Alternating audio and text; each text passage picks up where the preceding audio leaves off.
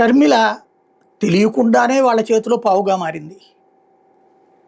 ఏది నేను నిన్ననే ప్రస్తావించా. సిల్లీగా ఫస్టు ఆంధ్రప్రదేశ్లో ప్రభుత్వం జగన్ ఉంది 5 ఏళ్ళు. ఫోన్ ట్యాపింగ్ చేసి ఉండొచ్చు, షర్మిలది కూడా చేసి ఉండొచ్చు. చేయరని నేనేం సర్టిఫికెట్ ఇయ్యా.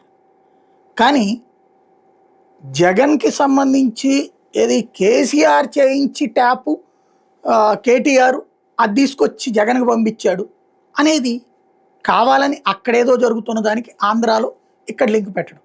పైగా ఈ మధ్యన షర్మిలకి సబ్జెక్ట్ ఏమీ లేదు, ఖాళీగా ఉంది. నిన్న ఇక ఖాళీగా ఉన్నప్పుడు ఏదో ఒకటి మాట్లాడాలి కాబట్టి కుప్పం లాంటి దాంట్లో చంద్రబాబుని టార్గెట్ చేసి అదే మళ్ళీ డైవర్ట్ కావాలంటే ఇప్పుడు అన్న గురించి తిట్టించాలి. మళ్ళీ ఒక వారం 10 రోజుల పాటు అన్యాయం చేసేసాడు అన్న అని చెప్పి 100 కోట్ల రూపాయలు డబ్బులు ఇచ్చినోడు అన్యాయం చేసినట్టు.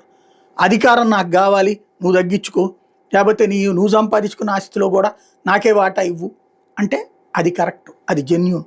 అదే సందర్భంలో ఇచ్చినటువంటి వాడు 200 కోట్లకు పైగా ఆస్తులు ఇచ్చినటువంటి వాడు రాక్షసుడు.